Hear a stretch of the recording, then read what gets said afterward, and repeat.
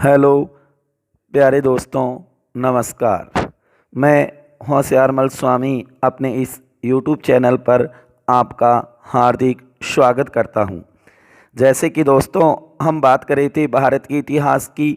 हमारा टॉपिक चला था वैदिक संस्कृति एवं सभ्यता, या ये कहो आर्य सभ्यता, जो कि हमने आर्य सभ्यता से संबंधित पीछे 3 वीडियो देखे। आज अंतिम पार्ट होगा भाग 4, पार्ट 4, जिसके अंदर हम बात करेंगे उत्तर वैदिक काल।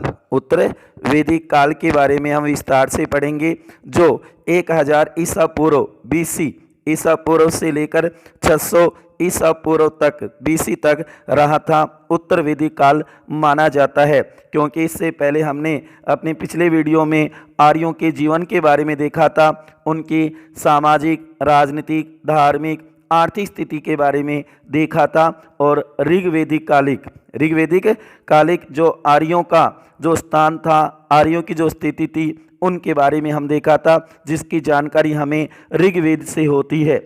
आज हम बात करेंगे उत्तर वैदिक काल की, और उसके बाद में हम देखेंगे वैदिक साहित्य। बहुत ही महत्वपूर्ण टॉपिक है दोस्तों, अंत तक मेरे साथ बने रहिए। बहुत कुछ ये मानो कि वैदिक सभ्यता के बारे में, वैदिक साहित्य के बारे में हम देखेंगे, और एक भारत के नागरिक होने के नाते हमें वैदिक साहित्य की जानकारी होना बहुत ही ज़रूरी है, हमारे सामान्य नॉलेज के लिए भी और कंपटीशन के लिए भी। क्योंकि वैदिक साहित्य हम देखते हैं कि इतिहास के अंदर वैदिक काल में आ रहा है, उसके बाद में समाज शास्त्र का भी ये टॉपिक है, दर्शन शास्त्र का भी ये टॉपिक है, और बहुत ही महत्वपूर्ण जानकारी है।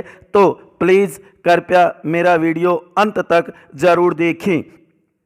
सबसे पहले हम बात करें दोस्तों उत्तर वैदिक काल की, जो कि ऋग्वैदिक युग या काल के पश्चात के काल को, ऋग्वैदिक युग या काल के पश्चात के काल को उत्तर वैदिक युग या काल कहते हैं। जरूर ध्यान रखना कि वैदिक काल के बाद में, जो कि पूर्व वैदिक काल था, उसके बाद में जो समय आता है उसे उत्तर वैदिक काल या युग कहा गया है। क्योंकि हमने देखा था कि वैदिक सभ्यता को 2 कालों में बांटा जाता है। हमने अपने पहले वीडियो में वैदिक सभ्यता पार्ट 1 में ये बात देखी थी।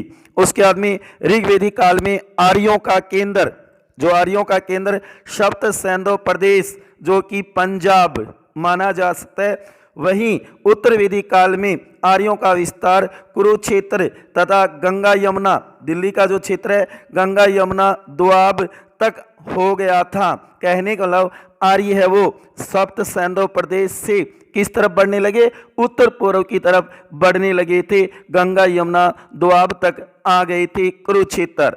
इस काल का इतिहास हमें ऋग्वेद के आधार पर ही विकसित संहिता ग्रंथ में कौन होंगे, सामवेद, यजुर्वेद और अथर्ववेद, ब्राह्मण ग्रंथ, आरण्यक, उपनिषदों तथा वेदांग से ज्ञात होता है। कहने का मतलब है उत्तर वैदिक काल है वो हमें वैदिक साहित्य के जो प्रमुख ग्रंथ है उनसे प्राप्त होता है, वही इसके स्रोत हैं। जबकि ऋग्वैदिक काल का स्रोत एक ही था, और वो था ऋग्वेद।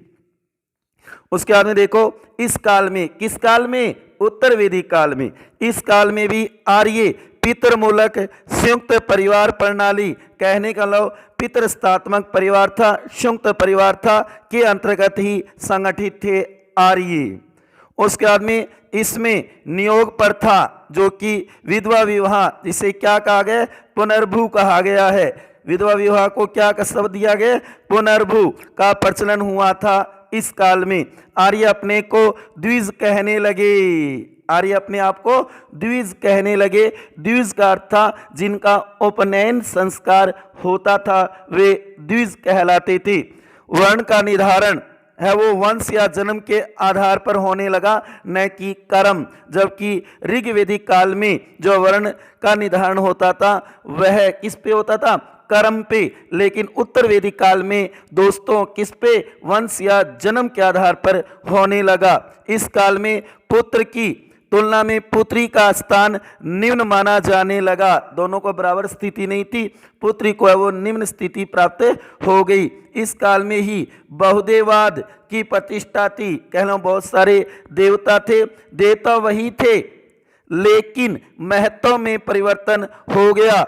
इंद्र, अग्नि, वरुण का स्थान क्रम से ब्रह्मा, इंद्र का स्थान ब्रह्मा ने ले लिया, अग्नि का स्थान विष्णु ने ले लिया और वरुण का स्थान महेश शिव ने ले लिया।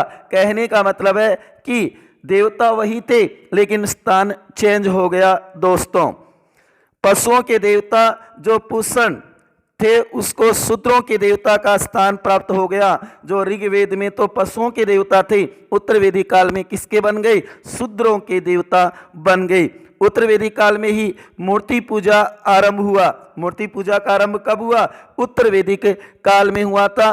गोत्र प्रथा अस्तित्व में आ गई। गोत्र प्रथा अस्तित्व में कब आई? उत्तर वैदिक काल में। बहुत ही बढ़िया क्वेश्चन बनता है और हम देख भी रहे हैं कि जो एक गोत्र में विवाह नहीं होता, ये प्रथा उस समय से ही चली आ रही है। गोत्र प्रथा अस्तित्व में आ गई। हम देखते हैं कि हिंदू विधान में एक ही गोत्र में विवाह नहीं किया जाता। एक ही गोत्र में विवाह नहीं किया जाता।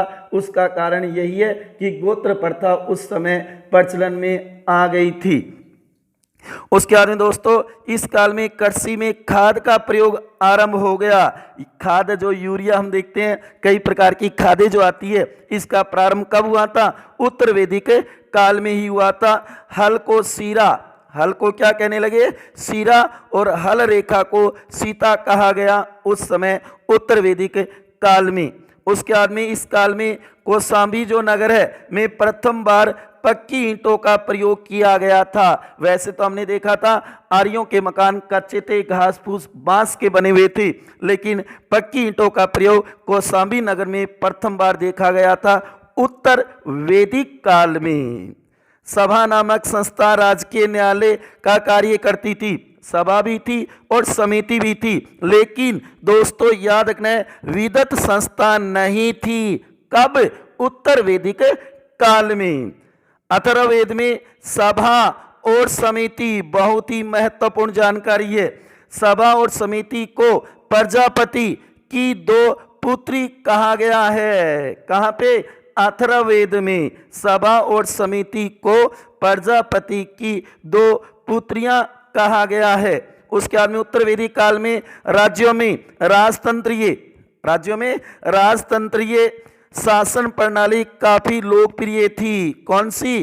राजतंत्रीय शासन प्रणाली बहुत ज़्यादा लोकप्रिय थी दोस्तों, क्योंकि यहाँ पर राज्यों के क्षेत्र वो अलग अलग बना दिए गए, उनके राजाओं के नाम भी अलग अलग बना दिए गए। जैसे कि ऐतरेय ब्राह्मण में वर्णित शासन प्रणाली, नोट करना दोस्तों, पूर्व में साम्राज्य जहाँ सम्राट होता था, पश्चिम में स्वराज्य जहाँ स्वराट होता था, उत्तर में वे राज्य जहाँ विराट होता था, दक्षिण में भोज्य जहाँ भोज होता था, और मध्य देश जहाँ राज्य जहाँ पर राजा होता था। कहने का मतलब इस प्रकार की राजतंत्रात्मक शासन प्रणाली बना दी गई। इसमें समाज 4 वर्णों में बंटा हुआ था। उत्तर वैदिक काल में समाज 4 वर्णों में बंट चुका था।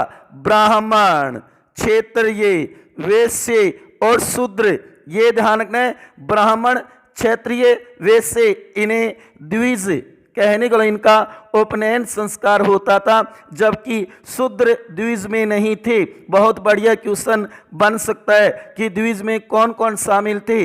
ब्राह्मण, क्षत्रिय और वैश्य, जबकि द्विज कौन नहीं था? शूद्र को द्विज नहीं माना गया था। शतपथ ब्राह्मण ग्रंथ में अनेक विदुषी कन्याओं का उल्लेख मिलता है, जैसे गार्गी जो जनक दरबार में बहुत प्रसिद्ध, गार्गी, मैत्री, वाचनवी, ग्रहीता और गंधर्व, ये प्रमुख विदुषी कन्याएं थी। कब? उत्तर वैदिक काल में।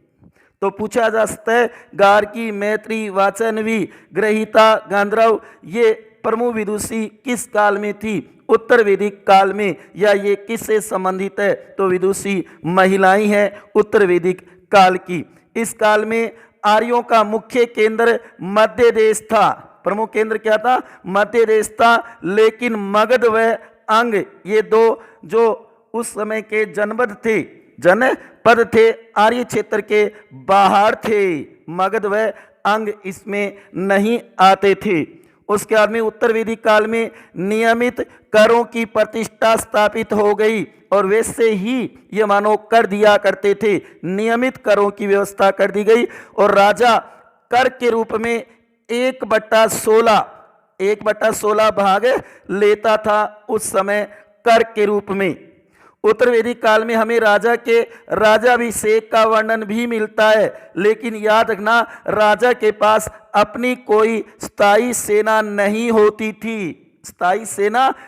होती थी। कब दोस्तों याद रखना है, उत्तर वैदिक काल के अंदर। उसके बाद में महत्वपूर्ण यज्ञ, क्योंकि उस समय आर्य यज्ञ ज्यादा करते थे, जबकि महत्वपूर्ण यज्ञ थे राजसूय, अश्वमेघ जो सबसे कठोर जटिल माना जाता है, जिसमें अश्व को छोड़ा जाता है, जहां तक वह जाता है उसका साम्राज्य माना जाता है, जो रोकेगा उसे उसके साथ युद्ध करना होगा। वाजपेयी, अरिस्टोम जो कि पशु बलि के रूप में माना जाता है, और पुरुषमेघ, ये आदि उस समय के महत्वपूर्ण यज्ञ थे। तो याद रखना है राजसूय, अश्वमेघ, वाजपेयी, अरिस्टोम और पुरुषमेघ। इस काल में कृषि आर्यों का मुख्य व्यवसाय था।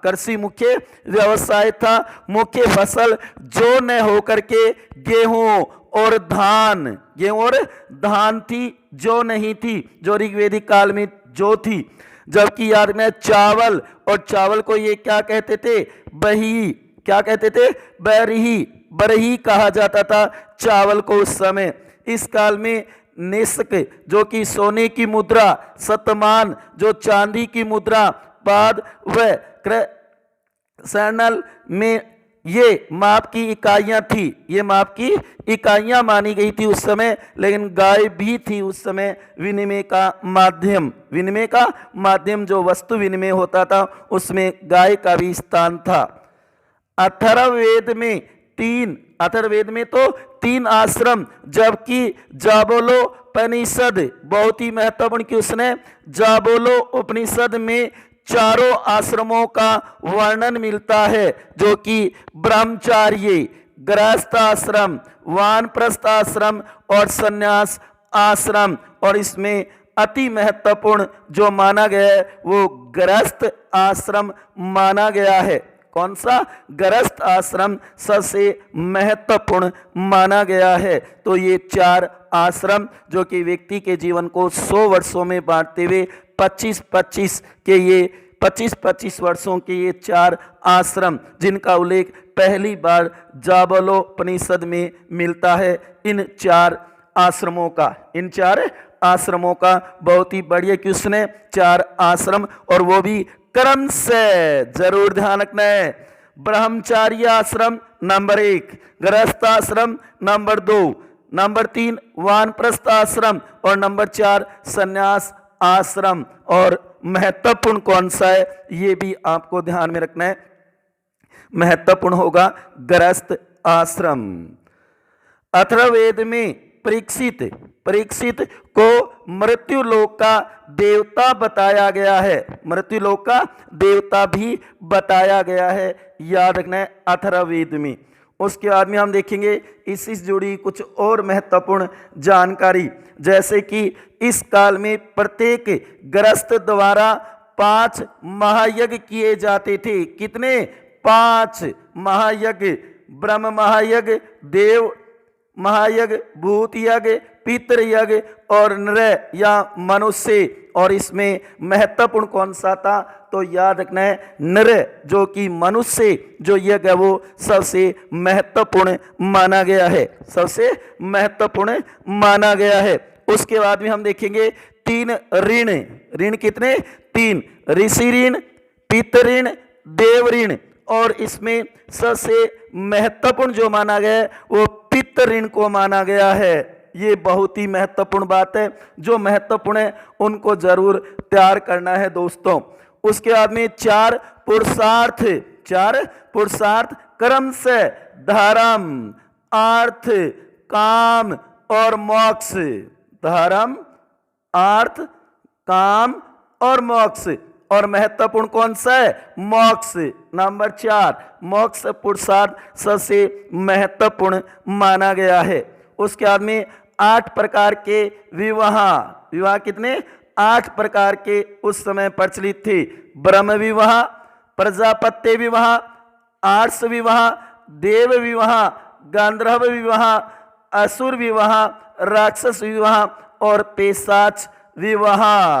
ध्यान देना, ब्रह्म विवाह सबसे महत्वपूर्ण और उच्च कोटि का माना गया है, जबकि पेशाच विवाह सबसे निकृष्टतम या निम्न कोटि का माना गया है। तो ध्यान देना, 8 प्रकार के विवाह, ब्रह्म विवाह, प्रजापत्य विवाह, आर्षे विवाह, देव विवाह, गंधर्व विवाह, जिसको प्रेम विवाह या आप कह सकते हो स्वयंवर, जो स्वयंवर को चुना जाता है वो गंधर्व विवाह कहलाता है, जिसे हम वर्तमान में लव मैरिज भी कह सकते हैं।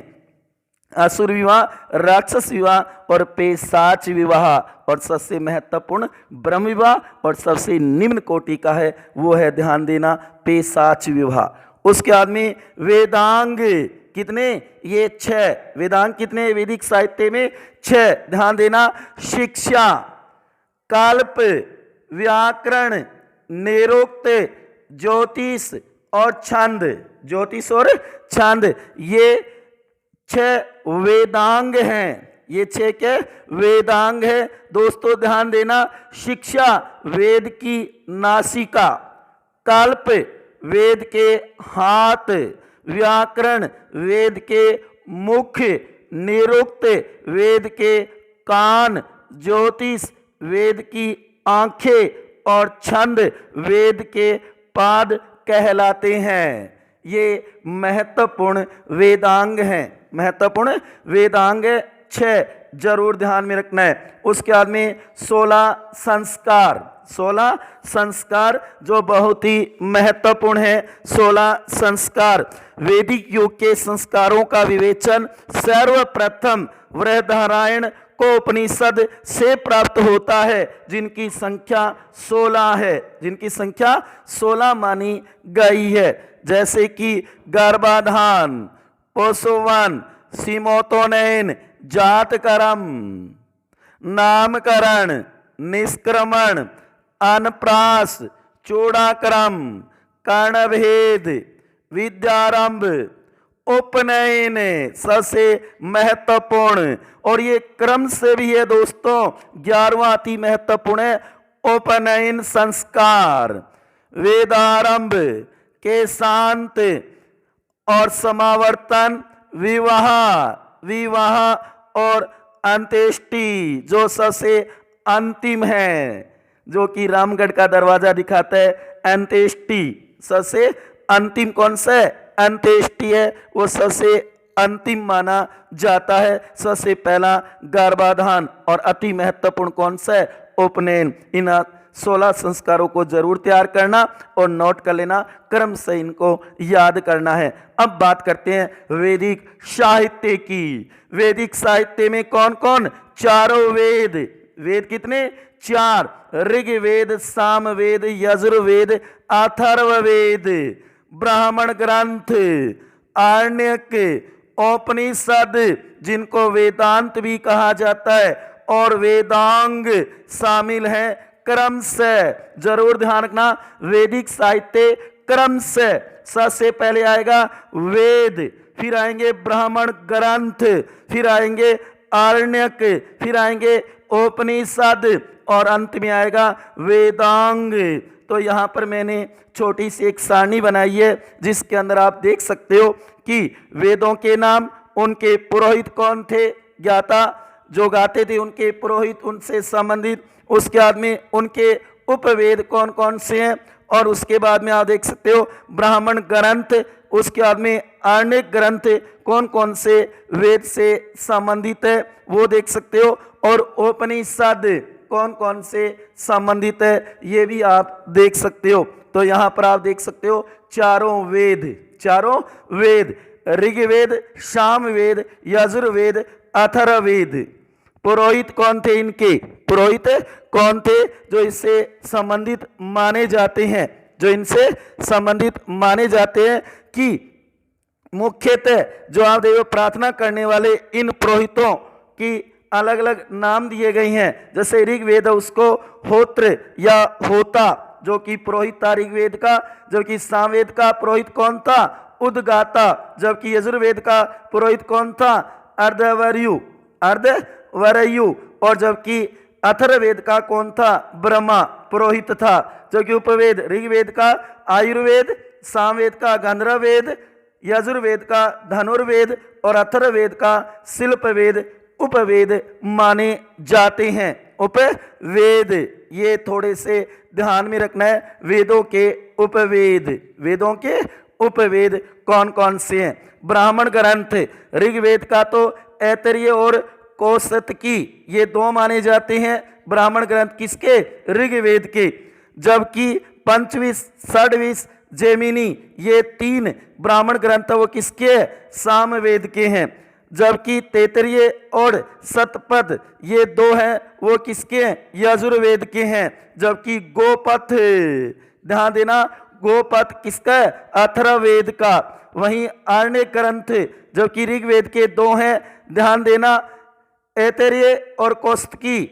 जबकि सामवेद के छांदोग्य और जैमिनी ये दो आरण्य ग्रंथ है। वहीं यजुर्वेद के तैतरीय और बदरायण ये दो माने गए हैं। जबकि अथर्ववेद का कोई आरण्यक ग्रंथ नहीं है, कोई नहीं है। उपनिषद ऋग्वेद में ऐतरेय और कौसतकी ये दो संबंधित है उपनिषद ऋग्वेद से। वहीं सामवेद से छांदोग्य, जैमिनी और केन ये सामवेद से संबंधित उपनिषद है। वहीं यजुर्वेद से श्वेतांबर, कंठोपनिषद, तैतरीय, बदरायण और ईश, क्योंकि ये शुक्ल और कर्षण पक्ष के कारण अलग अलग बना दिए गए हैं, अलग अलग बना दी गई हैं। जो कि आप देखोगे यजुर्वेद को दो भागों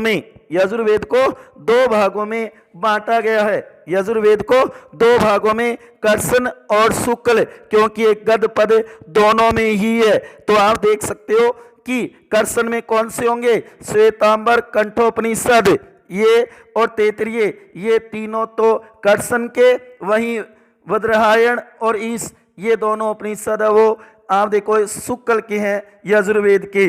वहीं मुंडक, मांडुक्य और प्रसन ये तीन उपनिषद अथर्ववेद से संबंधित है, अथर्ववेद से संबंधित है। तो ये सारणी एक बार जरूर तैयार करना, क्योंकि वीडियो बड़ा बनना है, इसलिए मैं इसको इतना ही बताऊंगा कि वेद, उनके पुरोहित, उपवेद, ब्राह्मण ग्रंथ, आरण्य ग्रंथ और उपनिषद। उसके बाद में ध्यान देना दोस्तों, उत्तर वैदिक काल में ही बहुदेववाद, वासुदेव संप्रदाय एवं षड दर्शनों का बीजारोपण हुआ था। षड दर्शन, छह दर्शन जो माने जाते हैं। ध्यान देना दोस्तों, सांख्य, इसके प्रणेता कौन थे?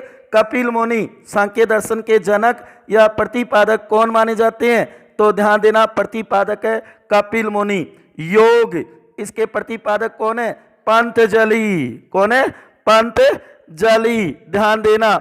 उसके बाद में जो कि योग सूत्र, इनका प्रमुख ग्रंथ कह दो या आधार ग्रंथ कह दो। न्याय, इसका प्रणेता था गौतम। न्याय का कौन था? गौतम। वहीं वैशेषिक, जिसका कर्णाद या उलूक माना जाता है। वहीं पूर्व मीमांसा, जिसका प्रतिपादक था जैमिनी। कौन था? जैमिनी। शब्द ध्यान देना दोस्तों। उत्तर मीमांसा, जिसका प्रतिपादक कौन था? बादरायण। कौन था? बादरायण शब्द यहाँ पे। तो ये षडदर्शन और उनके प्रतिपादक और आधार ग्रंथ और बता देता हूं। जैसे कि सांख्य, उसके कपिल मुनि, आधार ग्रंथ होगा सांख्य सूत्र। योग, जिसके प्रतिपादक पंतजलि, आधार ग्रंथ होगा योग सूत्र। वहीं न्याय, जिसके प्रतिपादक गौतम, जबकि आधार ग्रंथ होगा न्याय सूत्र। वहीं वैशेषिक, जो कि कर्णाद जो कि आधार ग्रंथ होगा वैशेषिक सूत्र। वहीं आप देखो पूर्व मीमांसा जैमिनी जो इसके प्रतिपादक है और पूर्व मीमांसा सूत्र इनका ग्रंथ है। वहीं आप देखोगे उत्तर मीमांसा जो कि वादरायण वेदव्यास वादरायण इसके प्रतिपादक है और ब्रह्म सूत्र इनका आधार ग्रंथ होगा। तो ये देखा दोस्तों हमने वैदिक साहित्य। उसके बाद में हम देख सकते हैं वेद शब्द। दोस्तों इस बात को जरूर नोट करना जो मैं अलग से बोल रहा हूं, क्योंकि अति महत्वपूर्ण बातें हैं जो आगे कंपटीशनों में काम आ सकती है और हमारे नॉलेज में भी काम आ सकती है। वेद शब्द विद धातु से बना है जिसका अर्थ है जानना। वेद का अर्थ है ज्ञान होता है। वेद का अर्थ क्या होता है? ज्ञान। ये इसे श्रुति तथा संहिता तथा अपरुष से भी कहते हैं। इनकी संख्या 4 है। ऋग्वेद, यजुर्वेद, सामवेद, अथर्ववेद। ब्राह्मण ग्रंथ इनका विषय कर्म कांड से संबंधित तथा भाषा गद्यात्मक थी। धारणा इसकी भाषा परिष्कृत तथा उच्च कोटि की है। आरण्यक इन ग्रंथों का पठन पाठन जंगलों अरण्यक में होने के कारण इन्हें आरण्यक कहा जाता है, ध्यान देना। और वहीं आप देखो उपनिषद जो कि ये वैदिक कालीन दार्शनिक ग्रंथ है। इनका मुख्य विषय दर्शन है जिनकी कुल संख्या 108 मानी जाती है। ये मीमांसात्मक ग्रंथ हैं। इनका अर्थ होता है आध्यात्म विद्या या ब्रह्म ज्ञान। किसका? उपनिषद का। और ध्यान देना इन्हें वेदांत भी कहा जाता है। वेदों का अंतिम भाग जो कि छांदोग्य सबसे प्राचीन है, बृहदारण्यक सबसे बड़ा उपनिषद है, मांडुक्य सबसे छोटा उपनिषद है। वहीं इस उपनिषद में कहा गया है कि गीता के निष्कर्म का उल्लेख है। वहीं मुंडको उपनिषद में सत्यमेव जयते सर्वप्रथम यहीं पे उल्लेखित हुआ था, सत्यमेव जयते। कहने का मतलब है इनसे जुड़े हुए कुछ ये तथ्य हैं जो हमें ध्यान में रखना है। जैसे कि ऐतरेय ब्राह्मण ग्रंथ में कहा है कि पुत्र को संसार सागर पार कराने वाली नौका कहा गया है। वहीं अथर्ववेद में युद्ध का प्रारंभ मनुष्य के मस्तिष्क में होता है, कहा गया है। और वहीं हम देखेंगे ऋग्वेद में अस्तोमा सदगमे लिखा हुआ है। वहीं हम देखेंगे विष्णु पुराण में समुद्र के उत्तर में तथा हिमालय के दक्षिण में जो स्थित है वह भारत देश है तथा वहाँ की संतानें भारतीय है। ये विष्णु पुराण में कहा गया है दोस्तों। तो ये था वैदिक साहित्य और उससे पहले हमने देखा था उत्तर वैदिक काल। तो आज हम यहीं समाप्त करते हैं वैदिक सभ्यता व संस्कृति को, समाज को, जो कि बहुत कुछ मैंने बताया है लेकिन दोस्तों सब कुछ नहीं बताया, लेकिन कंपटीशन के लिए इतना बहुत है। अगर इतना तैयार करते हो तो बहुत ही अच्छा होता है। तो आज वैदिक सभ्यता को यहीं पे हम कंप्लीट करते हैं और मिलते हैं अगले वीडियो में एक नए टॉपिक के साथ। तब तक खुश रहिए, हंसते रहिए, मुस्कुराते रहिए। इसी के साथ धन्यवाद दोस्तों।